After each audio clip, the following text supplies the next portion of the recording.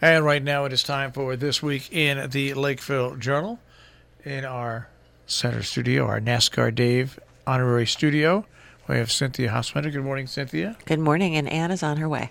Ann is on her way. Well, God bless her. Yep. And on her way in here already via Ma Bell. We used to call it that years ago. Here's people saying Ma Bell now. What's he talking about? Here's Janet Manko. Good morning, Janet. Good morning. Everybody used to call it Ma Bell. Yeah, it's my frontier now. Yeah, well, it's no. There's another. I'll put another word in front of it. Yeah. Instead of Ma. But anyway, well, good morning, and we'll take a look at the front page. And yes, there is tons of color on the front page.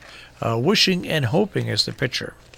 Wishing and hoping for a nice winter that doesn't have a ton of snow, but it's pretty frosty the last couple days. So that's my wishing and hoping. Other people I think are hoping for an actual winter. And Alex Wilburn took it's very tough every year for us to shoot these tree lightings. It's hard. It's dark. Yep. And Alex got, I would say, the best photo. It's a beauty from Falls Village. Everybody looking happy and young. And here's Anne. And we got tree lightings throughout this issue. All right. On the right side of the page, a story by you. Birch Hill, that issue now comes up once again. So this is super complex, and I would have to say we haven't really been covering it minute by minute and turn by turn as it's been happening. But essentially, there's a place in Kent called the Kent that was a nursing care facility. It was like, Gear or Sharon Healthcare Center. It was pretty big. And they closed down a few years ago, and I think that we've all been hearing how tough it is to keep these retirement centers going with, Medicare and blah, blah, blah. So the Kent closed down. It's just been sort of sitting there. It's in the center of Kent, right near the transfer station. And a company called Birch Hill came in, and Birch Hill wanted to open an alcohol and drug rehab center there. And went before planning and zoning. And, people always have a hard time with this, but when you go before planning and zoning, all they can rule on is planning and zoning stuff. That's what they do. So they ruled on it, and I would say they had reservations about it, but they gave an approval on it. Then High Watch, which is a very long-standing drug and alcohol rehab center in Kent, filed a suit against the Planning and Zoning Commission and Birch Hill in the town. I can't remember the details of what the lawsuit was. So that suit's been going on for a while. But meanwhile, Birch Hill had applied to the state for a certificate of need, which they would have to open the center. And the state refused the permit. And when you read the testimony, a lot of the reasons that they give are actually based on testimony that High Watch gave at a public hearing. So it's very interesting. So then Birch Hill has now turned around and is challenging the state's denial of the permit. And we'll just see what happens. All right. Now, a very interesting meeting at Sharon Town Hall with the Sharon Hospital, by the way, which you can see on CATV6, Robin Hood Radio TV's link. Just go to CATV6.com and click on the Vimeo link. And the main thing that came out of that was to quote that maternity services will be available for the foreseeable future. Yeah, it's not. I'm not sure that. And so Patrick went because we were on deadline, and did a great job of conveying what Peter said. Peter Cordell, the head of the hospital, and Robert Friedberg. And I'm not sure that there was anything that I read in that article that made me feel like, oh, that's different. I feel like it's kind of what they've been saying all along. The maternity thing is super complex. We've been covering that for the past year, it feels like. And it there are a lot of things about modern medicine and how modern medicine is practiced that are a factor in that. It's not like the hospital is not trying. It's just that medicine is different today than it used to be, and a lot of the retirements that we're seeing, which seem unfortunately to have been triggered by HealthQuest coming to Sharon Hospital, they're not necessarily HealthQuest's fault. But so the question is, how are they going to be able to fix all this? But they seem upbeat about it, and bless them for that. So then, meanwhile, the next day on Tuesday, there was a public hearing in Danbury because HealthQuest is trying to become part of the Western Connecticut Health Network, and I think that the general feeling, I think since the 80s we've always seen is people feel that consolidation is better. There's economies of scale, and that they can I think that the HealthQuest model is we're going to send you to whichever doctor is the best at all of our, whatever hospitals. So Patrick is interviewing Maria Horn, who was there. We weren't able to go. Again, we were on deadline. But Patrick will talk to Maria Horn, our newly elected state rep, about how that went. She gave a great update. So if you want to go, if you're a member of Facebook, you can go to Maria Horn's Facebook page, Maria Horn 64. Yep. And she gives you an update on that meeting, which is pretty good. Jean Salader was at the meeting, and she tried to tape it for us, but it just didn't work out. It just didn't work out. The audio didn't come out well. But Maria Horn does have a pretty lengthy discussion on what happened there. And Patrick interviewed her, and we'll ask her questions that we think our readers will be interested in too. Yeah. And Shaw Isaacson, a story about the FCC, a rule that could curtail public access programming. So I'm going to let you talk about this a little bit. But so he only was able to interview Marshall and Jill at WHCD. He was not able to interview the people at the Winstead station. Charter. They did not. Because Charter operates their own system. Yeah. Okay. They don't. Comcast and most systems years ago decided they didn't want the business to operate it. And if there was a 501c3, they would farm it out to them, and you got equipment, and then you got a certain amount. Like we're getting 80 cents. We were getting 80 cents, 80 cents a viewer a quarter to help pay for what we do. This comes to about, over the course of a year, it could come to about $30,000 to $40,000. The equipment that was put in was worth $80,000. Now, here's the funny part. This new rule will allow cable companies to charge people that run public access, and they take money away from what the state says they give you. They charge you for the equipment that they gave you. It doesn't matter that it's 25 years old. They charge you for the line time. So you're going to lose a lot of money this way. And I can tell you now, we're just small, but we operate at a loss, a small loss right now. If this rule goes into effect, and Comcast and the big businesses will take advantage of it, they will. There won't be any local meeting coverage. I can tell you right now, because we just wouldn't have enough money. There's not enough volunteers. We have a volunteer in Canaan, we have a volunteer in Sharon, and we pay Mike Flint for all the other towns. And I have to say that certainly for us, it's very valuable that you have those meetings. So we'll have to see what happens with this FCC rule, but I feel sorry for the independent 501c3s in Hartford, Bridgeport, Waterbury, the big cities, where they have staffs of 10, 15 people doing great work at low money. Yeah. And there's only one way you can continue to operate when your funds are cut, and that's programming. So it's going to affect the whole state, and it goes back to the editorial that you have about CTN, Dan. We'll get to that coming back on the air. Exactly. But it all goes back to that. So it's something to watch and follow. Yeah. And Shaw did a great job with the story. Good. Unicorns and narwhals. Dr. Martin Nuia, I love him. Yeah, he's the best. He's my dentist here in Sharon, a lovely guy. And I was having some work done, and I said, and he's an expert on narwhals. He's like one of the world experts on it, and a very interesting guy. Loves to explore the world, and his wife Pamela also an explorer. And I sort of said, in between, his having his hands in my mouth, I said, you should do something sometime on unicorns and narwhals and do it at the cloisters. And he said, wish granted, we're doing it next week. So I went to the talk, which is really interesting. And people may or may not know, we've done stories on it, but he's got a show up at the Smithsonian in Washington. Yeah. It's going to be there till next year. And a lot of what his talk was talking about the show at the Smithsonian, which is not just about narwhals. It's also about the relationship of the Inuit people with the narwhals, and the relationship of the Inuits and the narwhals with climate change, and how it's impacting the passageways of the narwhals, and how the ice is melting. And, it's not really like, oh my gosh, let's all be scared about the ice melting. It's just like, the ice is melting, and it's changing the way that these people are living and the way that these animals are traveling through their historic travel paths. So really interesting. I have made up my mind. I'm going to Washington to go see this show, but an interesting article and two very interesting people, Pamela and Martin. What people have to realize, what affects wildlife is the first step that will eventually affect us the same way. Yeah. People tend not to link those two together, and they should. Nature's Notebook with Tim Abbott. talking about changes in the kinds of birds that we're seeing. And, of course, the Trixie Strauss bird count is coming up on December 16th. The 16th, yeah.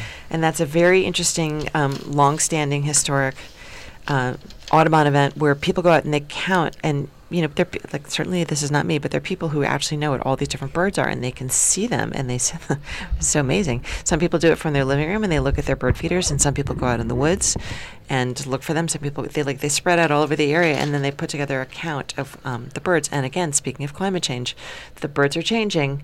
And they, and this happens sometimes, not necessarily, it's cyclical, but there's going to be some unusual birds this year we're expecting. All right. Inside, when you get inside out of Falls Village, Patrick Sullivan has a story with, by the state police, keep your eyes on your child's online activity. This is a really interesting story. And, of course, all of us know it's not news that there's stuff going on online and you have to kind of keep an eye on what your kids are doing. But what stunned me was there's this new... there are these new anonymous chatting sites called Omegle and Chat Roulette. And so I went and just looked one of them up. And it's incredible. And when you log on, their whole thing is nobody has to know who you are or what you're saying or what you're doing. And it's like, how's that good? But if you have kids, read this article. And if you don't have kids, read this article. It's it's a little chilling. I love the story. The story with the color picture of the welcome to Windside, I know, killed by a plow. And, a reminder to all of you who are newer in this area, it's like these snow plows really, that snow weighs a lot, and it takes down everybody's mailboxes. And there it is, the welcome to Windside sign put up by town workers, taken down by town workers. So it must have been, the snow wasn't that heavy. Yeah, it was wet snow. It was wet it snow. Was heavy. It was wet snow, and all it takes is a snowplow going by at 25 miles an hour, pushing all that snow off. It's pretty incredible, though. Yeah. Yeah. So, but I saw that story. I felt bad about that. Yeah. Now, I stopped by the Country Bistro on Saturday to say hello and goodbye to them, and hopefully, knock on wood, as I hit my head, they'll be able to open up at another place in the village if things work out. There are a couple, restaurant spaces that are empty, and it does feel like maybe, and Anne actually had I don't know if you want to weigh in on this, but Anne and I went to the tag sale at the bistro, and it sounds like, I think that, it's hard at a moment like this. I think everybody feels a little defeated, but it does sound like there's some... there's a possibility. Yeah, there's a possibility. There's some things they have to do. The state health regulations, Jackie Herod was saying, are so strict. They get stricter and stricter, and of course that was why Four Seasons stopped selling food and started just selling supplements and stuff, which was a personal loss to me. I loved that place. And a lot of people very dedicated to bistro and really want them to stay open. And, these two restaurant spaces, it would be really great. So we'll see what happens. Yeah. We'll see what happens. But it would be sad not to see them there. All right. In Kent, sidewalks enhancing the village center, but sidewalks don't come cheap. No, oh my gosh, as we all know. Sidewalks are expensive. They take forever, as we know in Lakeville, because we've been discussing sidewalks literally forever. So we'll see how Kent does, but these things do happen. Look at Falls Village. They did a beautiful job with their sidewalks. Canaan, most people don't realize North Canaan, when they redid the sidewalks and put the streetlights up in North Canaan Not that long ago. About 7 or 8 years ago. I mean, it does make a big difference. Yeah. And, of course, some people like the difference and some people don't. But some people still want all the streets to be dirt and for there to be streetlights. But we get that. And Falls Village, very beautiful. And, of course, Kent is a big, not only is it a big walking town, but, of course, people come and they park their motorcycles, and it is helpful if you have a curb there. All right. Speaking about money, there's going to be a town meeting on Friday about over almost $500,000 to fix the Sharon Green. Right, because there's drainage problems, and actually they want to put some curbing up too. Yeah. And again, the Green originally was a place where people would come and they would put their sheep and their goats and their cows when they would come in for town meeting. So it's changed a lot over the years. Now it's a place where we put up craft tents and have the craft fair. But and it's been a long time since it's had major work done on it. Yeah. Now's the time. So yeah, and it is quite beautiful, and people may not realize it, but they do a lot of work on the trees out there. Every time somebody comes from a national NPR and they visit here, they say, "Oh, look, you're on a town green. Yeah. Can't get any better. Can't get any better than this, really. Right? You really can't." Yeah. All right, I love this headline, even though I hate blue cheese. Have a blue cheese Christmas. So Terry Lamont had stopped in our office, and Rustling Wind, of course, now that we're in Canaan and Falls Village all the time, you always see the signs for Rustling Wind, and I'd been there a little bit over the years. It's just a very funny, cool place. And Joan Lamont, who is the matriarch there, has been making cheese for many years. She learned from a friend of hers who's English. They raise their own cows. They raise their own goats. They make their own cheese, and they swear they have the best blue cheese you've ever had. And so they have an open house through the month of December, a great place to buy holiday gifts. And I'm glad you got a picture of the lime rock tree, because that tree is, I will vote. I think that is, when you go by it, That's a nice tree. that is one of the most, it's not a huge tree, but it's just perfectly proportioned. So Well, Yeah. it's pretty big, too, for where it is. It's Yeah. just spectacular. Yeah, and it just lives there. Patrick got it, as Ann said, that's a lot of contrast in that photo, but it's still a pretty good picture for a tree lighting. They're always tough. And he also went to the Salisbury tree lighting, which you'll see on the next page. But most important, he went to Housatonic River Outfitters. And my favorite Christmas story of all time was one time the hardware store in Kent had a ladies' day so that women could come in and buy presents for their husbands at the hardware store, which is a very funny idea. And we sent Patrick down to cover it, and all the women jumped on him, and they were like, "What should we get for our husbands?" And he was like, "Oh, get a 3/4 screwdriver." But here he is, very usefully telling, if you have a person who fly fishes in your family, and we happen to know there are a lot of fly fishermen here because they all check in with Patrick. There's a lot of them, and he's recommending here what you can buy for Christmas gifts. all right, and of course, delicious gifts at the Winstead shop. You've got passion for a holy grail of olive oils. And Steve Jenkins is a really interesting guy, and has been very generous with, when they have a wine tasting here in the Green as a fundraiser for the fire department, he'll pick cheeses to pair with the wines. And he's known as Cheese Jenkins. He was the cheesemonger for Fairway, the famous cheese and other interesting foods shops in Manhattan. He lives up here in Sharon now, and he and his wife have started a business where they're importing olive oil, and they don't pour it in your bottle until you're ready to order it, so it stays really fresh and tasty, and all different kinds of olive oil. now I'm going to say something. When you hear the word Holy Grail, what do you think of? Monty Python. I was going to say Monty Python ruled the Holy Grail, because anybody nowadays you see the Holy Grail, it's Monty Python. It's not the Holy Grail. It's Monty Python. Always look on the bright side. It's just an amazing movie. All right, there's a lot of stories in our world from Winstead, and we can talk about the ones. But you can't skip the tree lighting on the Green. I mean, the menorah on the Green. Well, That's a big deal. They had 12 people this year. Lynn Kircher, Carl Chayette. They've put out the and nicely, Jamie Casey over here, the CEO. She had been in charge of putting out sort of I think a plywood menorah for many years, but Carl Chayette and his father built from scrap a menorah, and I think it's really great that all of our towns, that as Lynn Kircher said, what could be better than to have a crush and a menorah right next to each we're other? still missing the baby Jesus that was stolen. What was 3 years ago? Oh The my baby gosh, Jesus yeah, was like that stolen. movie, The Ref. We've never found baby Jesus. Yeah, I think they need to replace it. I want to just go to the one story out of Winstead on that page about the gallery that's opened up at Whiting Mills. That's a really fun place. If Yeah. you've never been there, and they have open houses through the holiday season. In fact, Shaw was just there the other day, and they had people dressed up in elf costumes. It's fun. There's a lot going on there, and all the stores are really interesting. And it's across this. So if you're driving through Winstead, you pass by Northwest Connecticut Community College, and then you have like the Dunkin' Donuts and the McDonald's on the right, and then there's this little turnoff on the left, and Whiting Mills is right there, and Ellen Griestick's American Meal Project is right there, and there's a lot of interesting stuff. But when you go into this giant mill space, it's what you want it to be. It's what you think Soho was in the 70s, which is there are all these artists there in these big and little spaces doing some legitimately very interesting stuff. And one of them is Tyler Green, who's a special effects artist and makes masks. All right, now, with the passing of President Bush, I was on board with President Bush that Brussels sprouts are horrible, but you've got a story on Brussels sprouts. It's in the 21st century now. People like Brussels sprouts now. And I think it's that we've learned how to cook them. It's like beets. People used to hate beets because they would always get them from the can, and it was disgusting. And I think people used to always eat over watery Brussels sprouts that were boiled. And back me up on this. Brussels sprouts are really, she gave me the thumbs up. Brussels sprouts can be very, very good, and it's just in how you cook them.